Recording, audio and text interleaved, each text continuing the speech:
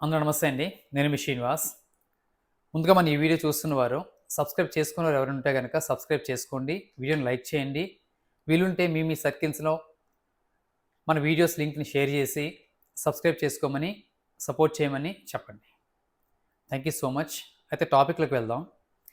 YS Vivekananda Reddy గారి case సంబంధించి చాలా సంవత్సరాలుగా మనం చూస్తూ ఉన్నాం కదా! బాబాయ్, గొడ్డలి అది ఇది అని రకరకాలుగా రాజకీయ వర్గాల్లో వీళ్ళకి వాళ్ళు, వాళ్ళకి వీళ్ళు మనం అంటే ఈ కామెంట్స్ అన్ని చూస్తూ ఉన్నాం.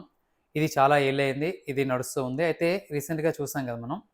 వివేక గారి కుమార్తె సునీత రెడ్డి గారు కోర్టులో సత్వరమే అంటే విచారణ త్వరగా పూర్తి చేసి లోతైన కోణంలో దర్యాప్తు చేయాలని చెప్పేసి పిటిషన్ వేశారు. అలాగే సునీత గారు ఏమనుకుంటున్నారో ఆ కోణంలో దర్యాప్తు జరగాలి అనేది ఆవిడ ఇదనమాట. సో, దానికి సంబంధించి ఈరోజు కోర్టులో జరిగేటువంటి ఒక విషయాన్ని నేను ఏదైతే ఉందో అది ఒక మాధ్యమంలో చూసిన విషయాన్ని నేను మీకు షేర్ చేద్దామని ఈ వీడియో చేస్తూ ఉన్నాననమాట. వీడియోని పూర్తిగా చూడండి.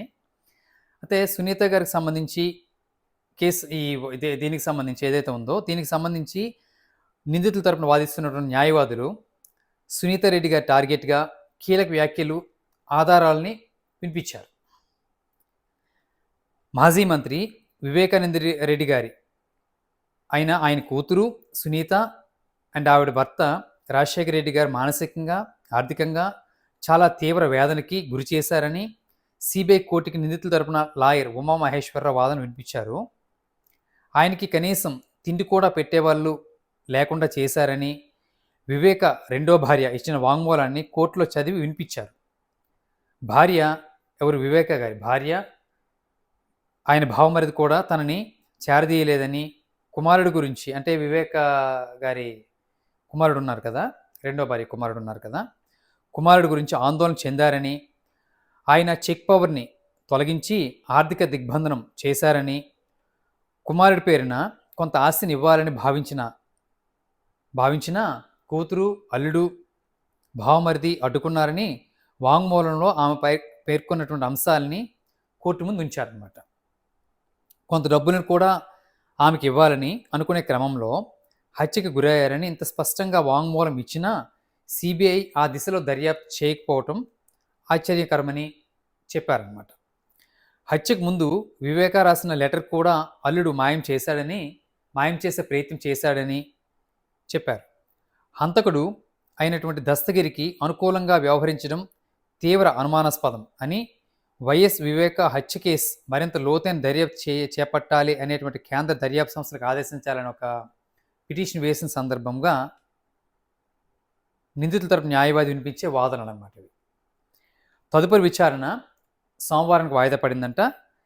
ప్రతివాదుల తరపున కొన్ని వాదనలు కూడా అవేంటంటే, కూతురు అల్లుడితో తీవ్ర ఆర్థిక కుటుంబ విభేదాలు ఉన్న అంశాన్ని కూడా కోర్టు పరిగణలోకి తీసుకోవాలని, అనుమానం వారిపైకి రాకుండా ఇతరులపైకి మళ్లించే ప్రయత్నం జరుగుతుందని, అవినాష్ రెడ్డి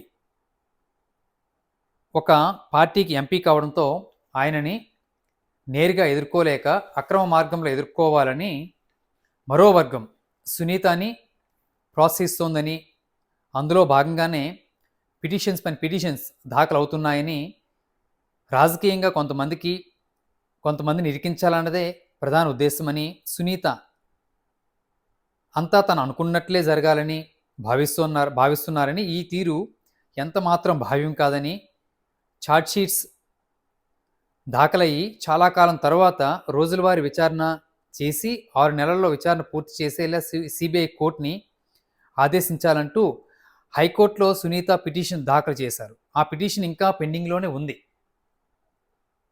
ఇప్పుడు ఇంకా దర్యాప్తు కావాలని పిటిషన్ వేశారు.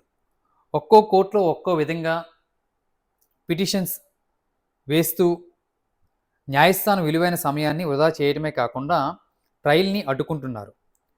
ఛార్జ్షీట్స్ అండ్ 2 అనుబంధ ఛార్జ్షీట్స్ దాఖలు చేసి ఏళ్ళు గడుస్తూ ఉన్నాయి. ట్రయల్ ఇంకా స్టార్ట్ కాలేదు. సాక్ష్యాధారాలు లేకుండా నిందితులుగా చేర్చిన వారు ఎన్ని సంవత్సరాలు కోర్టుల చుట్టూ తిరగాలి? అది వాళ్ళకున్న రాజ్యాంగ హక్కులను హరించడమే కదా. ఏ కేసులోనైనా నిందితుల హక్కులను హరించే అధికారం ఎవరికీ లేదు. ఇదే విషయాన్ని ఇటీవల సుప్రీంకోర్టు కూడా పేర్కొంది. వీలైనంత సత్వర విచారణ పూర్తి చేసి తీర్పులు ఇవ్వాలని ఆదేశించింది. ఈ కేసులో శివశంకర్ రెడ్డి బెయిల్ పిటిషన్ విచారణ సందర్భంగా కూడా అత్యున్నత న్యాయస్థానం ఇదే విషయాన్ని స్పష్టం చేసింది. దర్యాప్తు చేయమని కోర్టు ఆదేశిస్తే చేస్తామని సిబిఐ చెప్పడం సబబు కాదని, హత్య జరిగి దాదాపు 7 ఏళ్ళు కావస్తున్నా ఇంకా దర్యాప్తు కొనసాగిస్తూ పోతే విచారణ ముగిసేదెప్పుడు? నిందితులు ఎన్నాళ్ళు కోర్టుల చుట్టూ తిరగాలి? వారి హక్కులను కాపాడే బాధ్యత ఈ కోర్టులకు కూడా ఉంది. దర్యాప్తు కొనసాగింపు అవసరం లేదని నిందితుల తరపు న్యాయవాది వాదనలు వినిపించారు. ఇది ఈరోజు కోర్టులో జరిగినటువంటి విషయం అనమాట. సో దీనిపైన మరి కోర్ట్స్ అలౌ చేస్తాయా లేదా ఏంటి? ఇప్పటికైనా ఈ కేసుకు సంబంధించి ఒక కొలిక్కొచ్చే అవకాశం ఉందా లేదనేది మాత్రం చాలామంది భావిస్తుంటారు. నిజంగా అందులో ఏం జరిగింది ఏంటి అనేది మనకెవరికీ పూర్తిగా తెలియదు. వీళ్ళకి రాజకీయంగా వీళ్ళు ఎవరైతే అధికార ప్రతిపక్షాలు వాళ్ళకి వీళ్ళు విమర్శలు చేసుకోవటమే తప్ప దీనిని ఒక సీరియల్ లెవెల్లో కొనసాగిస్తూ ఉన్నారే తప్ప ఇంతవరకు దీనిపైన ఎటువంటి ఇది జరగట్లేదు. ఇప్పటికైనా సత్వర విచారణ జరిగి నిజంగా ఎవరైతే తప్పు చేశారో ఎవరైనా, అది వైఎస్ఆర్ కాంగ్రెస్ పార్టీ వాళ్ళైనా లేకపోతే తెలుగుదేశం పార్టీ వాళ్ళైనా లేకపోతే వాళ్ళ కుటుంబ సభ్యులు ఇంకెవరైనా ఉంటే కనుక ఈ కేసుని ఇప్పటికైనా ఒక కొలికి తీసుకొచ్చి క్లియర్ చేస్తే ఇంక రోజుకి ఈ సీరియల్ చూసేలాగా ఇంక వైఎస్ వివేకానంద రెడ్డి గారు బాబాయ్కి అతిపోటు, ఆ పోటు, ఈ పోటు అనేటువంటి మనం ఈ న్యూస్ వినే ఇది మనకు ఉండదు కాబట్టి సత్వరమే క్లియర్ చేస్తారు. ఇది కేసు ఒక కొలిక్కి వస్తుందని భావిద్దాం. ఏం జరుగుతుందో మనం వేచి చూడాలి.